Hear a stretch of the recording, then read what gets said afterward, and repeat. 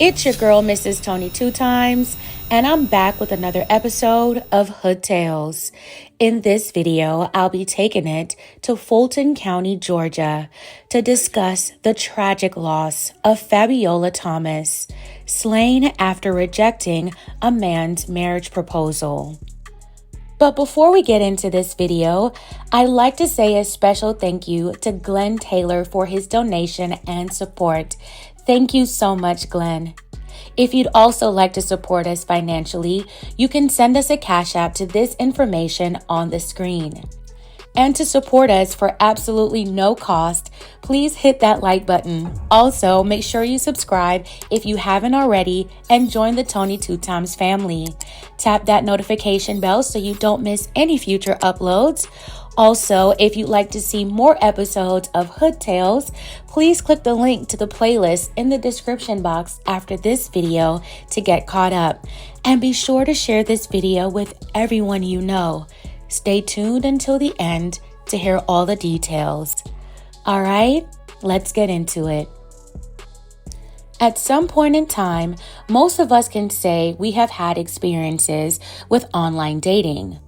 For some men and women, a matchup may work out and evolve into a long-term relationship.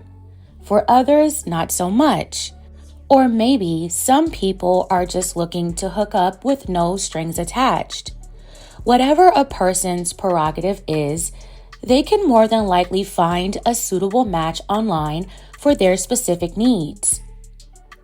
There are also many dangers lurking within online dating sites, and many people take the proper precautions to protect themselves from falling into the wrong hands. However, what if you do all the right steps, take the proper precautions, only meet in public places, share your location with your friends and family, and not give out too much personal information too soon, and you're still faced with a dangerous situation? Sometimes all the right things don't stop the wrong person. Fabiola Thomas sadly met that fate. 39-year-old Fabiola Thomas, a Nigerian American, loved and lived life to the fullest. Fabiola had no children but adored her nieces and nephews and treated them as her own. Fabiola was in the prime of her life and was looking forward to accomplishing her goals. She was a hard worker and had many things going for her. Fabiola was single and was open to looking for a romantic relationship, but was in no rush to settle down.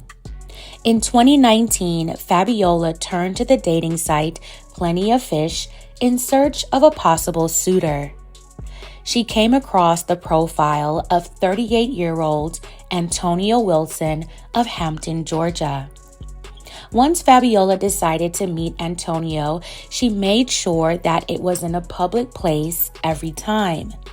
They met up a few times, and each time she let her family know where she would be.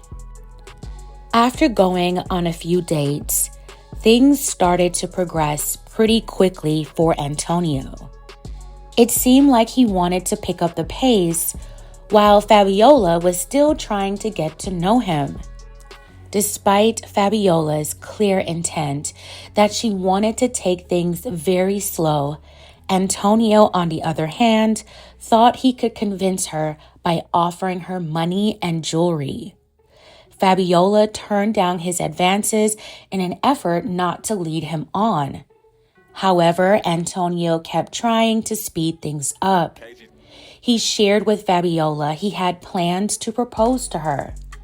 Antonio already had a ring and told Fabiola he was ready to marry her. Alarmed by Antonio's too fast, too much feelings, and proposal of marriage, Fabiola decided it was time to cut ties with him. They weren't even a couple yet. They only met up a few times. What they had was nothing serious. So Fabiola sent Antonio the following text message. "I don't give a blank about a ring. I'm not your woman, never was. Stop claiming me because I never claimed you." Another text from Fabiola to Antonio said, "You crazy. I don't want nothing from a man I barely communicate with. Jewelry, money, don't mean nothing to me if you don't know who I am." Fabiola continued living her life, spending time with her family, and distanced herself from Antonio. On June 7th, 2019, Fabiola's final step of moving on from Antonio was unfriending him on either the dating app or on a social media platform. What platform wasn't specified in the reports. Nevertheless, Antonio did not handle any of the rejection well. He went as far as tracking down where Fabiola lived just a day after she sent him those text messages about how she felt.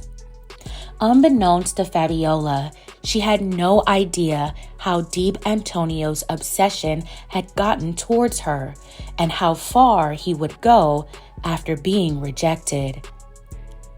On June 8th, 2019, at the Atlanta Newtown Apartments in Alpharetta, Georgia, Fabiola's roommate discovered something horrific that morning.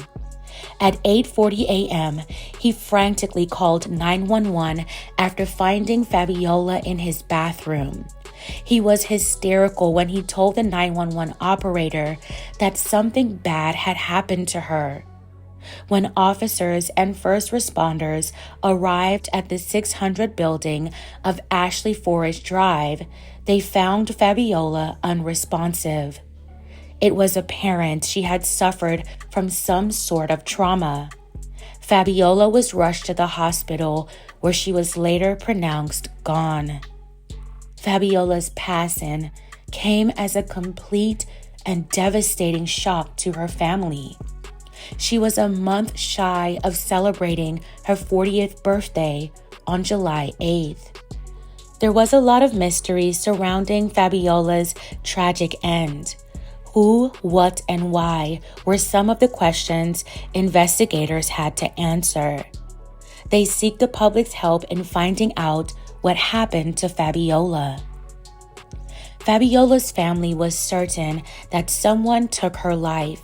Something that also added to the suspicion was her cell phone was missing. For a while, police didn't have very much to go off of. As the months went by, investigators took a closer look into Fabiola's personal life. They discovered she had recently started seeing Antonio not too long before she lost her life. They also discovered she had turned him down after he expressed his intense feelings for her. Investigators conducted numerous interviews with witnesses. Search warrants were also conducted in both Fulton and Clayton County. Months later, on October 24th, 2019, the medical examiner revealed how Fabiola lost her life. It was due to strangulation, and her slaying was ruled a homicide. A day after the announcement, on October 25th, Antonio Wilson was arrested at his home in Clayton County. Investigators also located Fabiola's cell phone at Antonio's residence. He was taken to the Fulton County Jail and charged with slaying Fabiola. It would take 5 years for Antonio to go to trial and for Fabiola's family to see him brought to justice. The prosecution said after Fabiola rejected Antonio's advances, he found out where she lived, broke in, and surprise attacked her in her home. Eyewitnesses placed Antonio just outside of Fabiola's apartment in the parking lot between 7 a.m. and 7:30 on the morning of June 8th, an hour before she was discovered. The prosecution pointed out that Fabiola was getting ready for work and still in her pajamas when she was found. Jurors saw crime scene photos and heard from witnesses who put Antonio at the scene. They also heard from Fabiola's roommate, who said he heard a scream that morning and later found Fabiola lying in the bathtub. It took the jury only 30 minutes to come to a verdict. Antonio was found guilty of malice murder and later sentenced to life in prison without the possibility of parole. During the sentencing hearing, those who knew Fabiola became very emotional. Her loved ones said through tears that her life mattered and she lived with a purpose. May Fabiola Thomas continue to rest in peace. My belated condolences to her family. Fabiola was beautiful on the inside and out. She didn't deserve to lose her life in this way, all because an extremely insecure male couldn't handle rejection at 38 years of age. At 38, I would have thought he lived enough life to know how to handle being turned down by a woman. In his 38 years, had he never been rejected before? He and Fabiola weren't even in a serious relationship. They only met up a few times and in public places. How did he become so obsessed so quickly? It didn't seem like Fabiola led him on. She straight up told him she was no longer interested in moving forward with him. She refused his gifts and his money. She told him, "You don't even know who I am." So it's not like she was using him for material or monetary gain. I just don't understand what caused Antonio to snap and go after a woman he barely even knew. Fam, tell me your thoughts on this story. Would you agree that Fabiola did all the right things when it comes to meeting someone online? Wasn't she straightforward in her approach on how she really felt about him? Why do you think Antonio became so obsessed so quickly?